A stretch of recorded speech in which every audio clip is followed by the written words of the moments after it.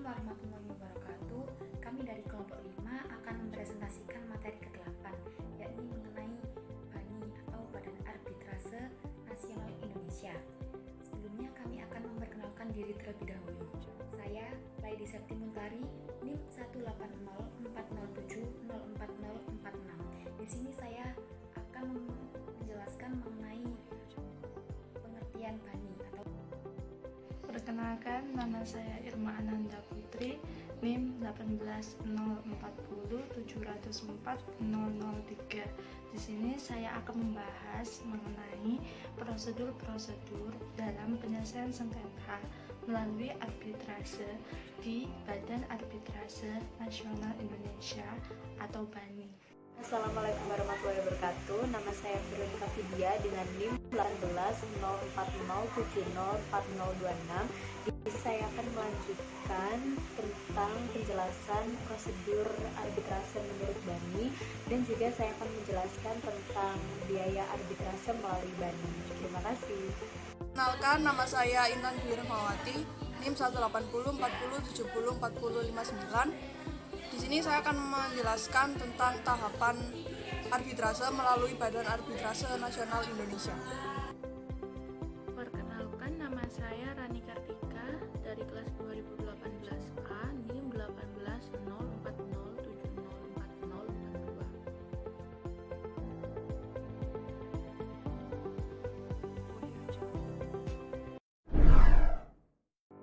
Badan Arbitrase Nasional Indonesia atau yang disingkat dengan BANI, yakni merupakan lembaga independen yang memberikan jasa beragam yang berhubungan dengan arbitrase, mediasi, dan bentuk lain dari penyelesaian sengketa di luar pengadilan. Cara penyelesaian sengketa perdata di BANI ini didasarkan pada perjanjian arbitrase sebagaimana dimaksud oleh Undang-Undang Nomor 30 Tahun 1999 tentang arbitrase dan alternatif penyelesaian sengketa. Dalam arbitrase, sengketa para pihak akan diperiksa dan diputus oleh arbiter tunggal atau majelis arbitrase sesuai dengan peraturan dan acara arbitrase Badan Arbitrase Nasional Indonesia. Tahapan arbitrase menurut Badan Arbitrase Nasional Indonesia atau BANI.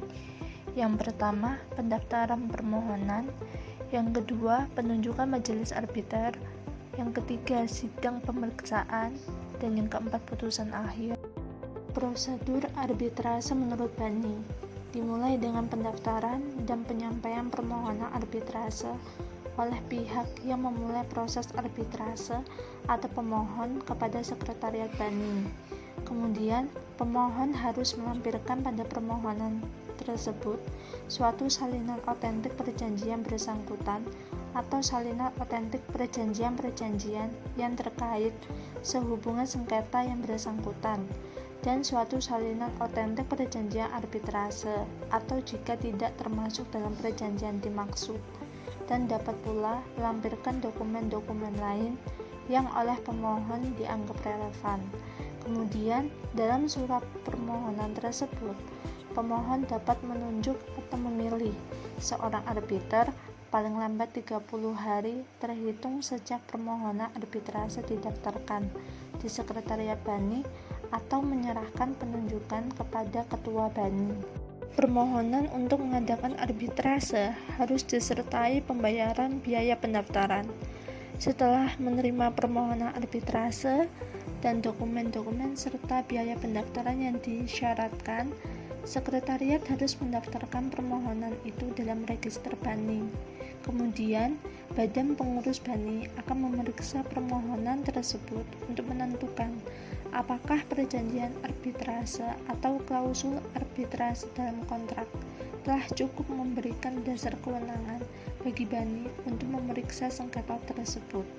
Kemudian, apabila Dewan Pengurus BANI menentukan bahwa BANI berwenang memeriksa, maka setelah pendaftaran permohonan tersebut, seorang atau lebih sekretaris majelis harus ditunjuk untuk membantu pekerjaan administrasi perkara arbitrase tersebut. Kemudian, sekretariat harus menyampaikan satu salinan permohonan arbitrase dan dokumen-dokumen lampirannya kepada termohon dan meminta termohon untuk menyampaikan tanggapan tertulis dalam waktu paling lambat 30 hari. Selanjutnya, setelah menerima penyampaian permohonan arbitrase, termohon wajib menyampaikan jawaban, di mana dalam jawaban itu, termohon dapat menunjuk seorang arbiter atau menyerahkan penunjukan itu kepada ketua BANI. Apabila dalam jawaban tersebut, termohon tidak menunjuk seorang arbiter, maka dianggap bahwa penunjukan mutlak telah diserahkan kepada ketua BANI. Dan jika terdapat seorang arbiter yang ditunjuk oleh termohon, maka dalam waktu paling lambat 7 hari sejak ia ditunjuk, ia harus menyampaikan kepada BANI dan membuat suatu pernyataan tertulis tentang kesediaannya bertindak sebagai arbiter. Setelah terbentuk atau ditunjuk, majelis arbitrase atau arbiter tunggal akan memeriksa dan memutus sengketa antara para pihak atas nama BANI.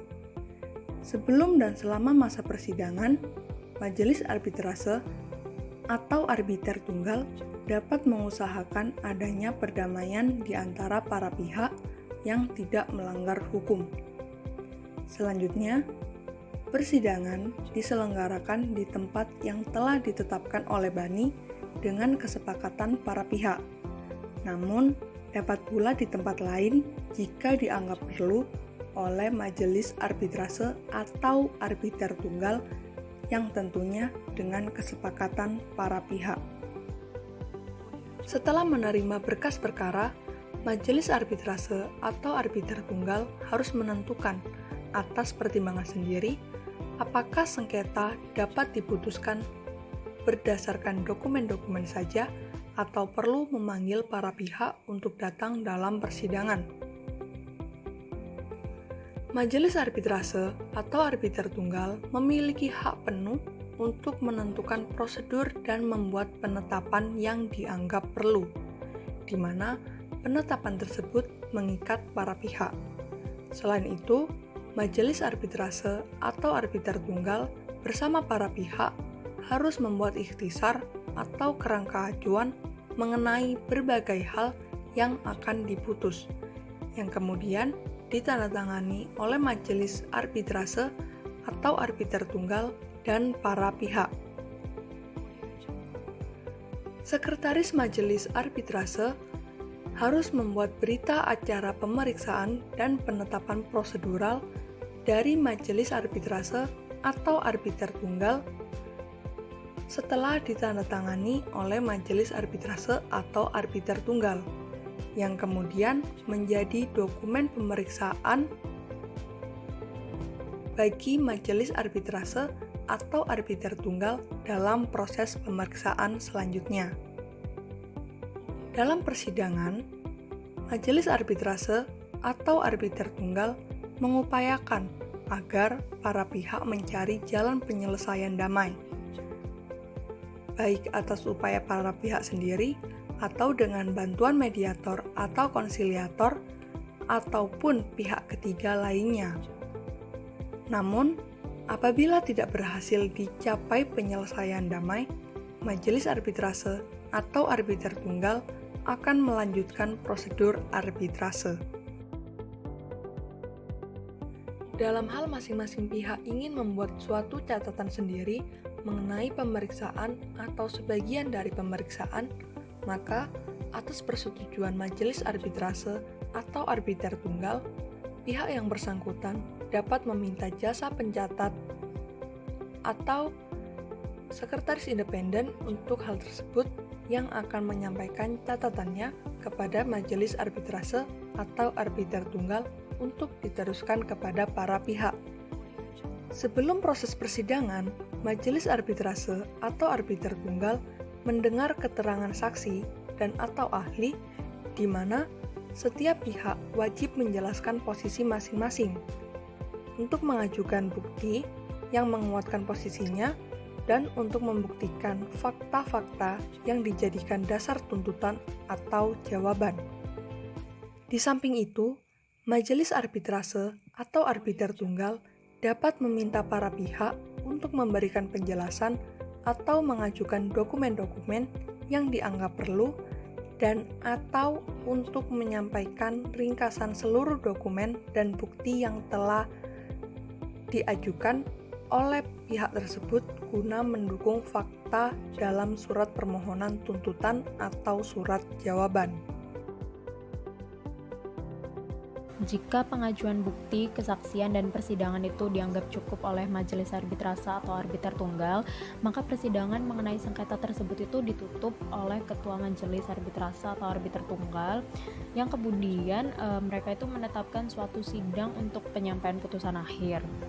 Nah, majelis arbitrase atau arbiter tunggal itu wajib menetapkan putusan akhir dalam waktu paling lambat 30 hari terhitung sejak ditutupnya persidangan, kecuali jika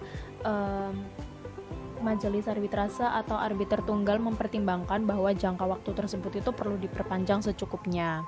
Nah, putusan tersebut itu harus dibuat tertulis dan harus memuat pertimbangan-pertimbangan yang menjadi dasar putusan tersebut. Kecuali jika para pihak setuju bahwa pertimbangan tersebut itu tidak perlu dicantumkan. Kemudian putusan tersebut itu juga harus ditandatangani para arbiter dan harus memuat tanggal dan tempat dikeluarkannya putusan tersebut. Dan dalam waktu 14 hari, putusan yang telah ditandatangani para arbiter tersebut harus disampaikan kepada setiap pihak bersama dengan 2 lembar salinan untuk bani, di mana salah satu dari salinan itu akan didaftarkan oleh bani di pengadilan negeri yang bersangkutan. Selanjutnya adalah biaya arbitrase melalui bani. Itu sudah tertera di slide. Nah, biaya ini itu dikenakan bani dan dibayar oleh para pihak yang sesuai atas tagihan dari sekretariat kepada para pihak. Biaya-biaya ini itu terdiri dari biaya pendaftaran, biaya layanan, biaya pemeriksaan atau perundingan, dan biaya pelaksanaan. Dewan Pengawas dapat memberikan kelonggaran terhadap sengketa kecil dan retail dengan nilai tuntutan kurang dari 500 juta dari pengenaan biaya layanan penyelesaian sengketa di bani dengan cara memberikan pengurangan atau pembebasan biaya. Nah, biaya layanan administrasi dan arbiter yang diterima oleh bani ini nanti dialokasikan lagi. 5%-nya itu disisihkan bani untuk anggaran kontingensi. Ini itu gunanya untuk pengeluaran tidak terduga untuk arbiter, seperti jika adanya gugatan hukum terhadap arbiter dan atau putusan arbitrase di kemudian hari. Selanjutnya 95% itu dibagi 2 lagi. 40%-nya itu untuk institutional fee-nya bani dan 60%-nya itu untuk honorarium arbiter tunggal atau majelis arbitrase. Selanjutnya, arbiter tunggal atau majelis arbitrase ini dalam putusan arbitrase harus memutuskan kepada pihak manakah biaya layanan administrasi dan arbiter itu dibebankan. Dengan ketentuan, jika tuntutan pemohon dikabulkan seluruhnya, maka biaya tersebut itu dibebankan seluruhnya kepada termohon. Jika tuntutan pemohon dikabulkan sebagian, maka biaya tersebut dibebankan kepada para pihak dalam pembagian yang adil menurut arbiter tunggal atau majelis arbitrase. Jika tuntutan pemohon tidak diterima atau ditolak seluruhnya, maka biaya tersebut dibebankan seluruhnya kepada pemohon. Nah, jika perkara arbitrase berakhir dengan kesepakatan perdamaian atau akta perdamaian, maka biaya tersebut dibebankan kepada para pihak menurut kesepakatan yang dibuat oleh dan antara para pihak. Namun, jika tidak ada kesepakatan tersebut, maka biaya arbiter akan dibebankan kepada para pihak dalam pembagian yang adil menurut arbiter tunggal atau majelis arbitrase.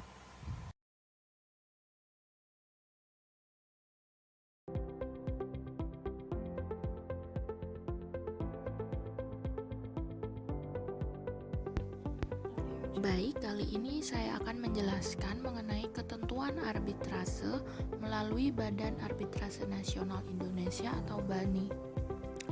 Mekanisme arbitrase menurut BANI ini berdasarkan pada Undang-Undang Nomor 30 Tahun 1999 tentang arbitrase dan alternatif penyelesaian sengketa.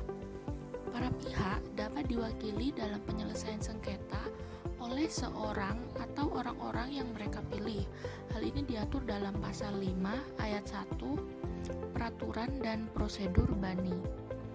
Apabila majelis arbitrase atau arbiter tunggal telah dibentuk, setiap pihak tidak boleh melakukan komunikasi dengan satu atau lebih arbiter dengan cara bagaimanapun.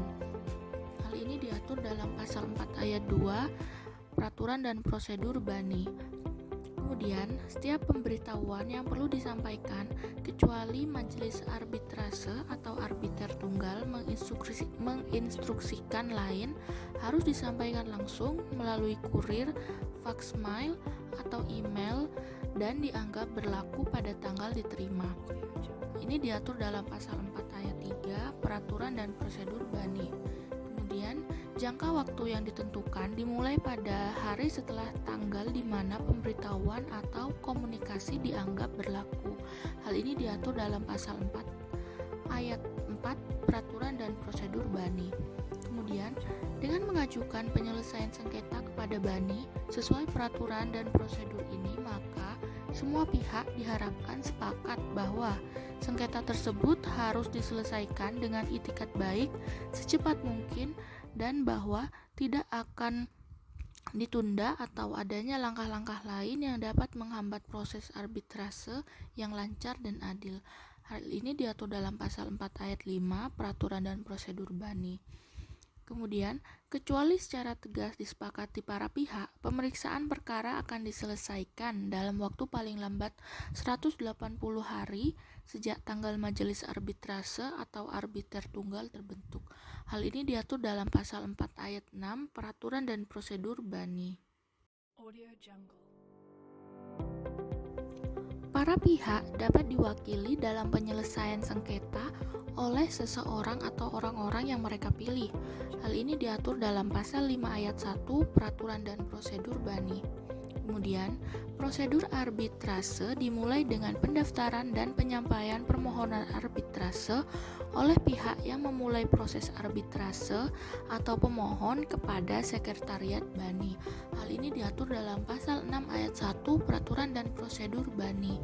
Kemudian, pemohon harus melampirkan pada permohonan tersebut suatu salinan otentik perjanjian bersangkutan atau salinan otentik perjanjian-perjanjian yang terkait sehubungan sengketa yang bersangkutan dan suatu salinan otentik perjanjian arbitrase jika tidak termasuk dalam perjanjian dimaksud. Dan dapat pula melampirkan dokumen-dokumen lain yang oleh pemohon dianggap relevan. Hal ini diatur dalam pasal 6 ayat 2 Peraturan dan Prosedur BANI. Kemudian, permohonan mengadakan arbitrase harus disertai pembayaran biaya pendaftaran. Hal ini diatur dalam pasal 6 ayat 5 Peraturan dan Prosedur BANI.